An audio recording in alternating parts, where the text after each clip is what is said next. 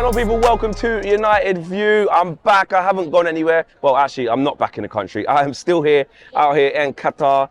I'm here at Souk Waqif, actually. This is where all the fans congregate during the day. They get food, have a little vibe and stuff like that ahead of the quarterfinals. It is all hotting up here. And you know what? I said to Owen yesterday, man, I was like, you know what?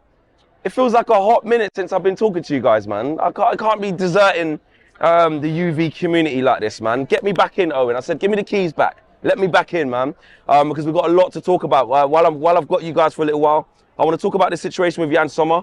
Us trying to sign him as a free agent because his contract is due to finish at Mönchengladbach.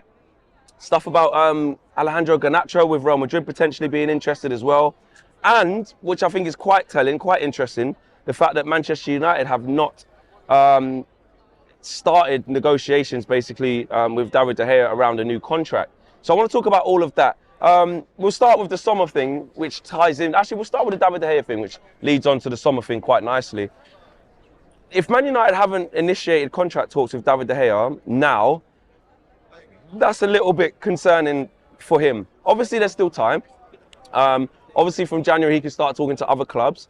And we are, you know, a stone throw away from the January transfer window opening as well. But especially by the time we get back from the World Cup, late in December, is going to be a couple of games and then January transfer window will be open. Look, if David De Gea is going to stay at Manchester United, right, which that's going to have polarizing opinions, right? If he's going to stay at Man United, you would argue that it's going to be his last big contract, right? Big club, Manchester United, been here over 10 years, you know, the highest paid player at the club, and he wants to negotiate new terms. That's quite a big deal. It's a big step in his career, and I find it a bit odd or surprising that Manchester United haven't initiated talks so far yet. I mean, does it mean he's definitely going to leave on a free? No, I don't think you could say that.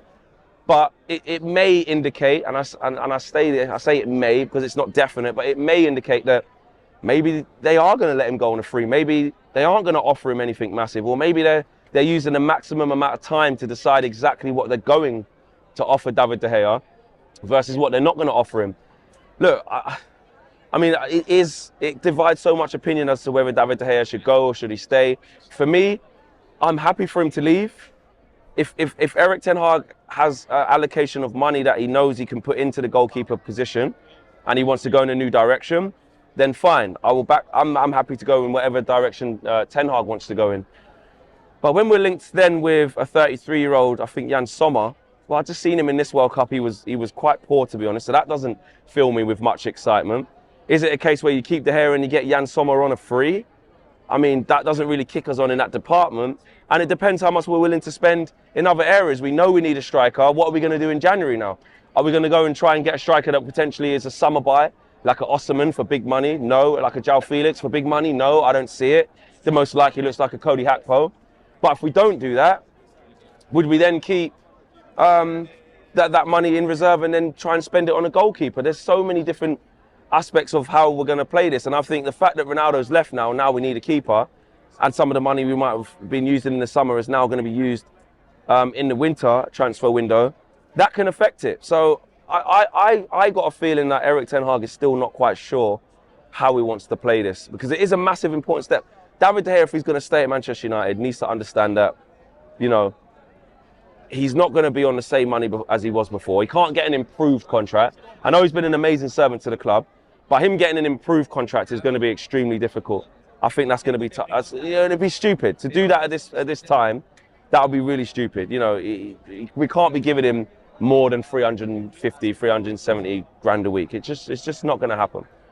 But if he wants to stay, he's going to have to stay on reduced terms. But even reduced terms, what does that mean for Man United? That means what? What's he going to go down to?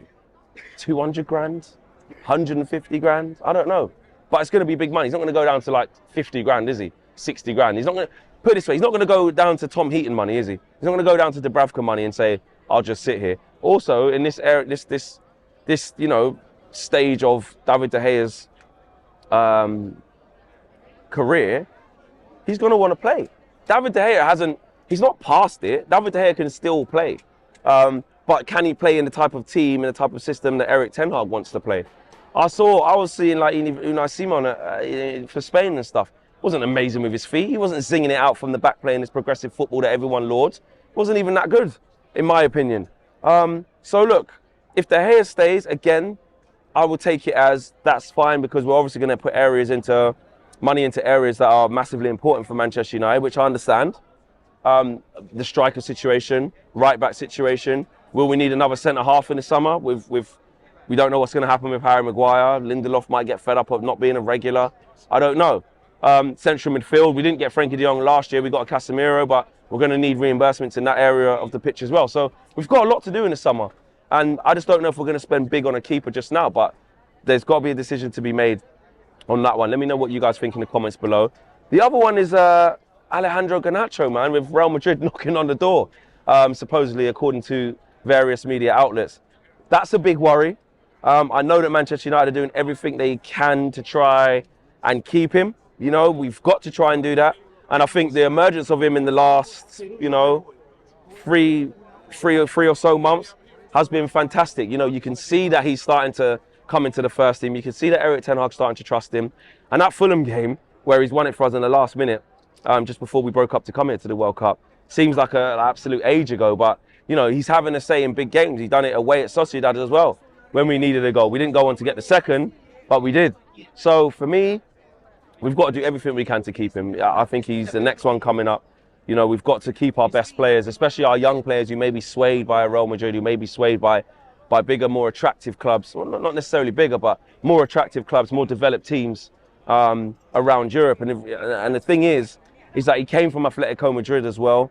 You know, if they do come knocking, Real Madrid, I mean, if they do come knocking for him, they could probably sway him, and we can't afford for that to happen. So Manchester United, in my opinion, need to get smack bang on that, make sure that we lock him down on a contract. All the signs point towards that.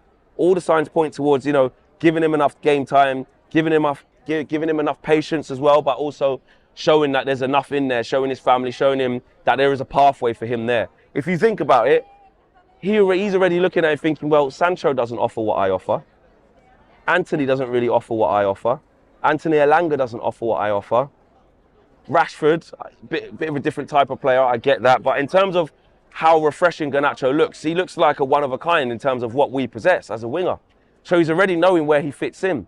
And he's been trusted already, and he's had to work for that opportunity with Erik ten Hag. So I think we do everything we can to keep him. We can't have him leaving the club to go on to pastures new, going to somewhere like Real Madrid or Barcelona or stuff like that. That's the reason why we even got him from Spain, was to make sure that, you know, we can nurture him and take him on to the next level. I've actually been out here with a Manchester United scout as well, who scouts from, I think, the under-18s, under-15s right up to the 23s. And I asked him, did he have a hand in Garnacho? And he said, yeah, he had him when he was younger. And he said that they didn't expect him to develop this quickly into the first team. They didn't expect him to have such a meteoric rise, which shows that, you know, he's showed an extra element as well. So for me, I'm happy with that. I'm happy that Erik ten Hag's now giving him the tools, he's giving him the confidence. And when we get back, he needs to keep featuring. Obviously with the right time, with the right patience. We can't just heap everything on him, but he needs to keep featuring. So there you have it, guys. Let me know about the David De Gea situation, the Jan Sommer situation, and what you think about Alejandro Garnacho as well. I'm going to be out here until the end of the World Cup covering it all, so check it out on DR Sports as well. But I'm going to be more present here on the United View, talking the latest in transfers and stuff. Big up to Owen, he's been holding down the fort. Big up to KG, Mina, Marcel on the morning shows. They've all been holding it down. The guys on the watch along as well. Big up to all you guys watching United View. And stay tuned to Owen. He's going to be doing match reviews for these big, massive crunch time games, okay? Crunch time games here at the World Cup, as well as the watch along, the live match views for the England games as well. And where I can, guys, I'm going to keep touching in with you guys. The support's been amazing. Drop some love in the comments, smash a like on the video. I'm out of here. Peace.